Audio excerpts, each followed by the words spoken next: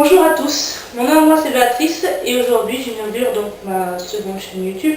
Donc la première elle faisait, c'est des dessins donc ça n'intéressera pas les gens qui regardent ces vidéos. Et celle-ci est consacrée à la cuisine. Alors je vous arrête tout de suite, j'ai pas du tout la prétention d'un chef étoilé ou de quelqu'un qui va vous enseigner à cuisiner. C'est clair, je suis là en tant qu'amateur. Je n'utiliserai même pas le vocabulaire qu'utilisent les gens qui sont vraiment habitués à faire de la cuisine pour la télé et tout ça. Ma chaîne n'est pas non plus pour le moment destinée à gagner de l'argent, sinon je crois que je privilégierais la télé, et c'est pas le cas. Et voilà, en fait, cette chaîne, elle va me permettre tout simplement de partager mes recettes de famille, les recettes que j'ai testées ou les recettes que j'ai adaptées à ma sauce avec le monde entier, enfin j'espère, si je mets sur YouTube c'est un petit peu le but. Et aussi ça va me permettre d'avoir une trace sur internet de mes propres recettes, au cas où comme une andouille j'ai oublié tous mes livres de cuisine, tous mes livres de recettes à la maison et je suis partie à l'étranger. Ah mince, comment je fais? Et bien internet est mon ami, je vais chercher ce que j'ai moi-même publié. Donc voilà, c'est autant pour vous que pour moi. Et ça va me permettre donc à moi de récupérer mes recettes au cas où. Et aussi de les partager avec vous. Donc si vous aimez ces recettes, tant mieux. J'aurai au moins apporté une recette supplémentaire bonne à manger pour quelqu'un. Si vous n'aimez pas, tant pis, je ne peux pas plaire à tout le monde. Et je prétends pas non plus être Dieu, parce que même Dieu lui-même n'arrive pas à se faire aimer de tout le monde. La preuve, il y a des athées. Donc...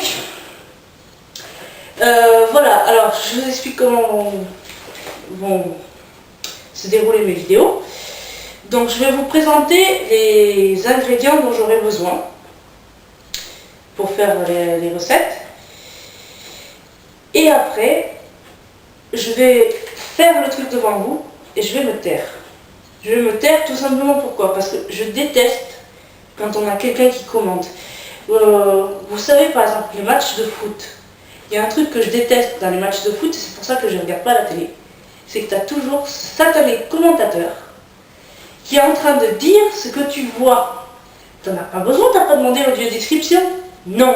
Alors tu te tais et tu nous laisses entendre le bruit des supporters qui sont en train d'acclamer leurs joueurs, leurs idoles, qui sont en train de les encourager. Et tu nous laisses voir. On n'a pas besoin de commentateurs dans un match de foot. Enfin moi je trouve. Sinon, on achète une radio et on fait pareil. Sauf que là, on n'a pas l'image. On n'en a pas besoin de toute façon. Je sais pas, c'est plus pour les gens qui sont malvoyants. D'ailleurs, je suis désolée pour ceux qui sont malvoyants, justement, ces vidéos ne sont pas faites pour eux. Ou alors, il faudra quelqu'un qui leur explique ce que je suis en train de faire. Mais enfin bref, comme moi, j'aime pas ça, et que j'ai pas envie de faire aux autres ce que je veux pas qu'on me fasse, et je ferai pas dans mes vidéos. Sinon, je ne suivrai pas mes propres principes, et ça, c'est bête. Ça sert à rien de s'inculquer et s'imposer des principes si on ne les suit pas soi-même. C'est stupide. Donc voilà, je vais présenter les aliments dont j'ai besoin, les ingrédients dont j'ai besoin, les ustensiles, etc. Et ensuite, je vais faire. Si jamais il y a des temps de cuisson, je donnerai les temps de cuisson soit au début, soit à la fin. Et pareil, si j'ai des commentaires à faire sur la recette, je les ferai soit au début, soit à la fin. Donc voilà comment ça va se passer pour mes vidéos. Vous aurez donc toujours le même mode de présentation, avec la présentation des choses d'abord. Alors pourquoi je fais la présentation des choses? Déjà parce que si on vous donne une marque de quelque chose et que cette marque fait plusieurs choses, c'est un petit peu ballot. Ou si par exemple on vous donne, si je vous montre quelque chose et que c'est écrit dans une langue étrangère, comme c'est le cas pour certains ingrédients que j'utilise, puisque je suis portugaise et non française, ce serait ballot aussi, parce que après pour essayer de trouver un équivalent en France, vous aurez du mal. À moins que vous soyez bilingue, et dans ce cas tout va bien. Mais bon. Pour ceux qui ne le sont pas et qui n'ont pas envie d'apprendre le portugais, qui est une langue assez compliquée quand on est français, surtout avec les sonorités qui diffèrent et les sons en plus justement, c'est pas la peine. Donc voilà, je vous présenterai les ingrédients, les ustensiles dont on aura besoin pour la recette, et après je le tais, Je vous laisse regarder ce que je fais et on en discute après. Voilà, je crois que j'ai à peu près tout dit. Donc je vais commencer cette vidéo d'inauguration par une petite recette simple et facile à faire, le mug cake. Alors c'est différent des cupcakes. Le mug cake c'est vraiment dans un mug, les cupcakes ça peut s'adapter plus en forme de muffin plutôt. Par exemple, ça dépend, il y a différentes techniques, il y a différentes façons de présenter les cupcakes. Je vous montrerai la mienne dans une autre vidéo et pour le moment donc on va s'intéresser au mug cake. Donc avant de commencer, mesdemoiselles, que vous soyez grandes, petites, que vous ayez beaucoup ou pas de cheveux, et messieurs c'est pareil, si vous avez les cheveux longs, attachez-vous les cheveux pour pas que ça tombe dans les plats et qu'après on retrouve vos cheveux et voilà, ça évitera toujours ce genre de désagrément.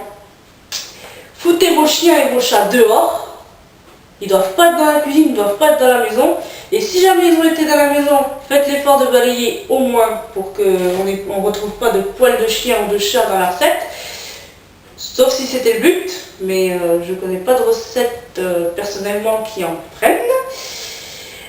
N'oubliez pas de bien vous laver les mains, et pour les enfants qui regardent ça, n'oubliez pas que si jamais vous utilisez un four ou quelque chose qui nécessite donc quand même de certaines précautions, demandez l'aide d'un adulte. Ce sera mieux qu'après se retrouver avec une maison ou un appart incendié et les parents qui te disent et ben voilà, donc toi tu rentreras plus dans la cuisine la prochaine fois. Et tu peux être sûr que tu n'auras plus internet, plus de téléphone, jusqu'à ta majorité. Ensuite, pour les gros flemmards qui n'ont pas envie de bouger beaucoup leurs fesses ou qui n'ont pas envie non plus de laisser tout ça dégoûtant. C'est vrai que si on a la table là qui est complètement dégoûtante, après c'est pas génial. Et qui n'ont pas non plus envie d'entendre leur chérie leur dire « Chérie, la prochaine fois, tu me laisses faire. Tu me donnes la recette, tu me laisses faire et tu sors de la cuisine. » Prenez la précaution d'avoir quelque chose comme ça. Donc c'est le même principe que les béchères poubelles dans les expériences que l'on vous fait faire en chimie. C'est-à-dire que vous prenez ça et tout ce dont vous ne vous servirez plus et qui va à la poubelle, vous le mettez là. Ça vous évitera de vous déplacer tout le temps et d'aller vers la poubelle. Ou alors mettez la poubelle à côté de la table. Ça aussi, c'est pratique. N'oubliez pas aussi de vous munir toujours de quelque chose pour nettoyer les mains ou nettoyer les ustensiles dont vous aurez besoin. Et je crois que j'ai tout dit pour les petits avertissements. Bon, alors on commence notre mug cake. Donc vous aurez besoin d'un mug, bien entendu, de lait, de margarine, pas de beurre, margarine, d'un œuf. Oui je sais, il est blanc mais c'est un œuf de poule. Et ça c'est parce qu'il a été pris à la ferme du coin et pas dans le supermarché. De farine, de blé, de sucre, de poudre de cacao, de 2 cuillères à soupe et d'une fourchette. Voilà. Donc maintenant que j'ai cité tous les ingrédients, je vais me taire. Je vais vous montrer comment je fais cette recette. Vous allez observer. Et on en discute après.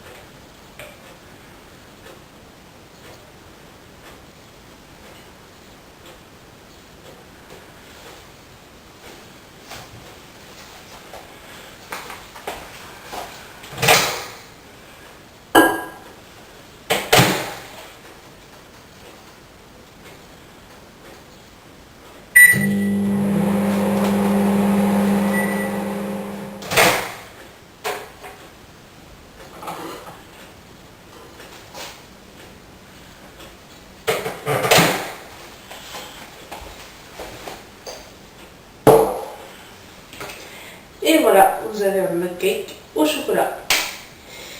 Alors, concernant les temps de cuisson, donc la première fois que je me suis servi du micro-ondes, ça a été 20 secondes, histoire de faire fondre la margarine. Et ensuite, bien mélanger comme il faut. Et après, le deuxième temps de cuisson, c'était 2 minutes. 2 minutes durant lesquelles on peut faire autre chose, comme manger par exemple, si vous voulez. Et après, voilà, normalement vous avez un mug cake qui est présentable, en tout cas mangeable. Si jamais vous voyez que votre mug cake est trop liquide à l'intérieur, vous pouvez le faire cuire encore quelques secondes, mais normalement, au bout de 2 minutes, il devrait être bon. Voilà, donc vous avez pu voir les quantités que j'ai pris. Vous avez pu voir comment j'ai fait. Et j'espère que cette recette vous a plu. Si jamais cette recette vous a plu, tant mieux. J'espère que ça vous aidera à passer le dimanche matin quand vous avez envie d'autre chose qu'un croissant ou d'une chocolatine. Et voilà. À la prochaine!